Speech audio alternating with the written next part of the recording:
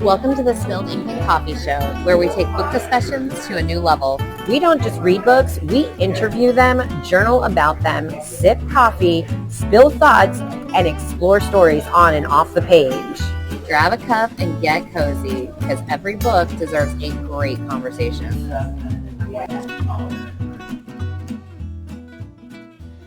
Hi friends, it's Rachel. I thought I'd take a minute and do a little walkthrough of my 2025 journal. So I learned a lot from what I did in 2024, and I tried to incorporate it and some really new ideas in my 2025 journal. So obviously this is a work in progress, but let's take a quick walkthrough. So kind of start out the same way as last year. I set a goal of 110. I have already, as of March 3rd, actually I need to fill in another one. I've just hit my 25th book of the year. Super excited. I thought I'd start at 110. I would love to hit more than that, but I think that's a really good number. So again, just kind of filling in the covers. The colors are supposed to match to the covers of the book as best they can. It's kind of looking a little monochromatic this year.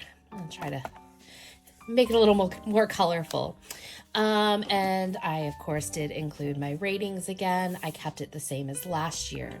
I switched this page up a little bit. I decided to go the whole pixel route so I could kind of glance real quickly to see what day I finished a book. I love how this turned out. I really did. I love just to be able to glance and see, kind of where I'm finishing and on what days.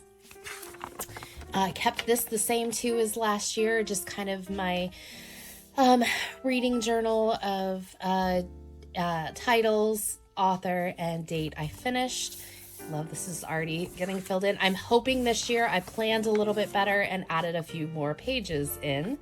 Kept the bookshelf the same. Again, the colors, I'm trying really hard to keep the colors matching to the book cover colors. Again, I'm kind of falling into a lot of yellows, grays, and blues, but maybe that'll change. And I'm really hoping I added in enough pages so that I don't have to add anything extra. I kept my A to Z reading challenge the same, and I'm okay with filling in if I've read a couple different ones, like I've read Fever in the Heartland and The Familiar. I'm hoping this year I can get all my letters. Last year it was X and Z that were left out. So if you have any good X and Z book recommendations, send them my way. And then I did add this year. It's my book bracket. Just kind of working through to eventually get to my book of the year. I had two great books in January and February. I'll talk about those in a different video. So right now, the Book of Longings by Sue Monk Kidd is my head-to-head winner for January and February. Can't wait to see what the rest of the year brings. I also kept this the same. This is my number of pages read each day at a glance. And then I did move this. This was originally at the back of my book, and I moved this to the front so I can fill it in as the month goes. Oh, I need to fill in February. Don't judge me for that. I also kept this the same. Again, I used my Canon Ivy printer that I love so much to print out my book covers. And this is just a nice kind of quick glance, almost like a physical Goodreads, so I could see all the books that I've read. And again, I'm really hoping I left myself enough pages. I have some book awards too that I'll fill in at the end of the year. And of course, my Delight Not Found graveyard. We'll see. So my goal was to say, if I don't like a book, if it's not giving me joy, I need to pull a Casey and I need to eject it out the airlock. But I have such trouble doing that. So we'll see if I can actually accomplish that this year. I kept my book bingo again. I added 4 in here. And I'm just kind of taking it as I go. I've got some crossed off, but no bingos yet. And I still don't have any good ideas for prizes. So if y'all think of any good prizes, let me know. I would love that. This is my current TBR list. It grows. So I have a monthly TBR list, and whenever I don't finish a book on my monthly TBR, it comes over here. I also had my physical TBR added here as well. So this is like an ever-growing situation, but I was so excited that I was able to cross one off. Yay. And I'm hoping maybe this month I might get to a few more. We'll see. Some of these are arcs too, and I would love to get to them before they are published. I kept my series tracker the same as last year. I need to add a few more. I started another series. I started the Mile High series or the Windy City series, so I need to add that on here. And my goal is to finish up the Harry Potter series this year so I can start the Percy Jackson series. I've got just a couple other random ones here and there I need to finish up. So we'll see how this goes. And of course, I kept my daily reading tracker. I love this visual with the numbers so I can take a quick glance and see what days I'm really doing more reading than others, or if I can take a look at that. I just started my March. It was great. I finished one book and started another. So that is pretty much the same as last year. This year, I decided to add a read the country map. So in this one, we are, when I finish a book that's set in a certain country, I highlight it. I would love to read a book in all 50 states. Don't know it's going to happen, but I love being able to fill another one in. I just finished Mile High, so I'll get to fill in Illinois. Super excited about that. And based on some conversations that I had with Casey last year, I thought I'd start tracking my publishers to see if I was really reading a lot of the same publishers over and over again. And finding, just like Casey did, I've got a lot. So I've got a few repeats. I've read several Random House, several Penguin, and then quite a few self-published. So we'll see how this goes and if I decide to keep up with it or not.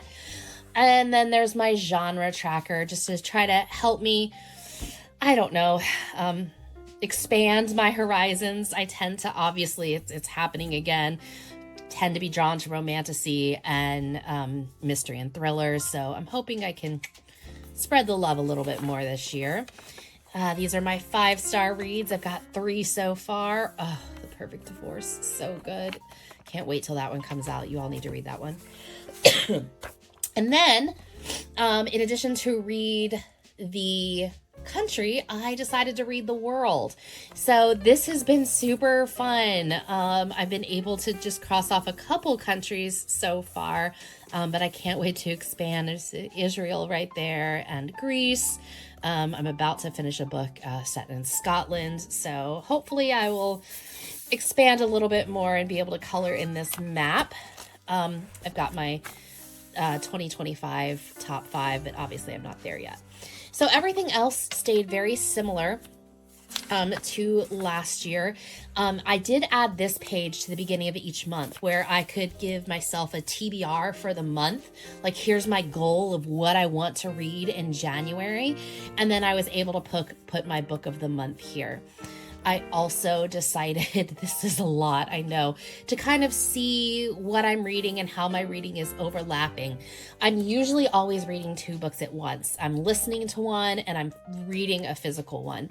So this kind of helped me track a little bit where I'm reading and what I'm reading. I decided halfway through I would start putting the names in here because it made a little bit more sense.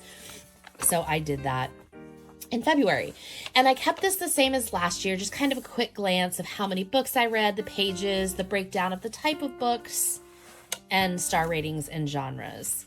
And then I kept my reviews the same with the title, author, dates read, the format, pages. I did add the publishing company this year, and then still had room for my quotes and my reviews. I just love this format. It works for me. It works the way I need it to work. So I was able to do the same thing in February, and I just started my March. So that's exciting. The other couple things that I added this year to the back, you have to be a little creative and a little scrapbooky every once in a while. So just a fun little artsy page with some stickers and books on it. But I decided to add some anticipated releases. So I can kind of keep track of, oh yeah, this book came out. I need to make sure that I grab that one and read it. So I loved putting this together. I also added my ARC, NetGalley, and Edelweiss tracker. So I have absolutely loved this year so far being able to grab a couple ARC advanced reader copies. And to start reviewing those. I've got several, and it's just so exciting every time I get approved for a new one. It makes me so excited. So I just kind of track the ones. And then I'm also started to track my library savings just for me, so I know how I'm doing. And that is my 2025 reading journal. Again, some things are changed, some things are different, but thanks for following along, and see you soon. That's a wrap. Time to close the book on today's episode. I'm Rachel. And I'm Casey. If you had fun, hit the like, follow, and subscribe. Make sure you click on the bell icon. You can also email us at spilledinkanccoffeeshow@gmail.com. Send us your questions, tell us what you're reading, or share what we should dive into. Until next time, keep your coffee hot and your pages turning. Bye, guys.